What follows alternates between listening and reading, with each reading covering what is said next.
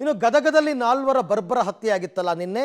ನಗರಸಭೆಯ ಉಪಾಧ್ಯಕ್ಷೆ ಸುನಂದಾ ಬಾಕಳೆ ಅವರ ಕುಟುಂಬದಲ್ಲಿ ಅವರ ಮನೆಗೆ ಬಸವರಾಜ ಬೊಮ್ಮಾಯಿ ಅವರು ಭೇಟಿ ನೀಡಿದ್ದಾರೆ.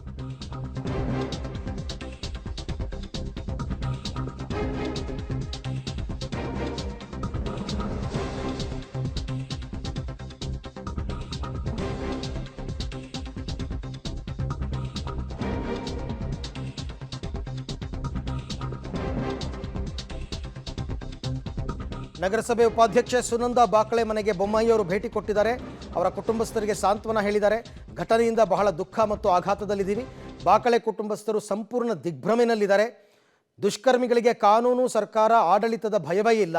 ಮನೆಗೆ ನುಗ್ಗಿ 4 ಬರ್ಬರವಾಗಿ ಕೊಲೆ ಮಾಡ್ತಾರೆ. ಕಾನೂನು ಸುವ್ಯವಸ್ಥೆ ಯಾವ ಹಂತಕ್ಕೆ ಹೋಗಿದೆ ಅಂತ ಬೊಮ್ಮಾಯಿ ಅವರು ಪ್ರಶ್ನೆ ಮಾಡಿದ್ದಾರೆ.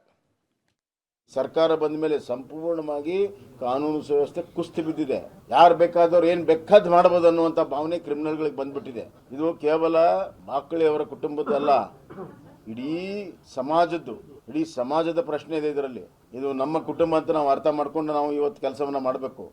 ಅವ್ರ ಕುಟುಂಬ ಅಂತಲ್ಲ, ಇದು ನಮ್ಮ ಕುಟುಂಬ. ಇದು ಅದನ್ನ ಆ ರೀತಿ ನಾವು ತಿಳ್ಕೊಂಡಾಗ ಮಾತ್ರ ಅದಕ್ಕೆ ಏನಾದರೂ ಪರಿಹಾರ ಕೊಡೋಕೆ ಸಾಧ್ಯ. ಅವ್ರು ರಾತ್ರಿ ನಿದ್ದೆ ಮಾಡಿಲ್ಲ, ಈಗ ಅವ್ರ ರಕ್ಷಣೆ ಏನಿದೆ? ಇನ್ನೊಂದು ದಿವಸ ಅವ್ರು ಬರೋದಿಲ್ಲ ಅಂತಂದು ಯಾವ ಗ್ಯಾರಂಟಿ ಸರ್ಕಾರ ಕೊಡ್ತದೆ?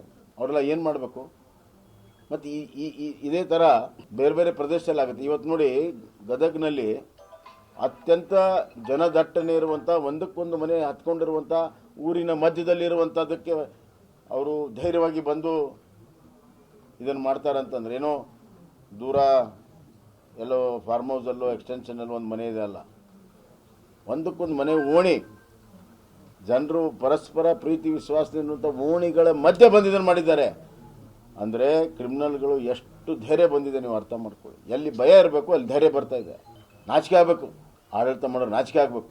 ಯಾವುದೇ ಸಬಬನ್ನು ಹೇಳದೆ ಕೂಡಲೇ ಅರೆಸ್ಟ್ ಮಾಡಿಸಿ, ಉನ್ನತ ಮಟ್ಟದ ತನಿಖೆ ಮಾಡಿಸಿ, ಸೀನಿಯರ್ ಆಫೀಸರಿಂದ ತನಿಖೆ ಮಾಡಿಸಿ, ಅವ್ರನ್ನೆಲ್ಲ ಒದ್ದೊಳಗೆ ಹಾಕಿ ಅತ್ಯಂತ ಕಠಿಣ ಶಿಕ್ಷೆಯನ್ನು ಕೊಡಬೇಕು ಅವ್ರಿಗೆ.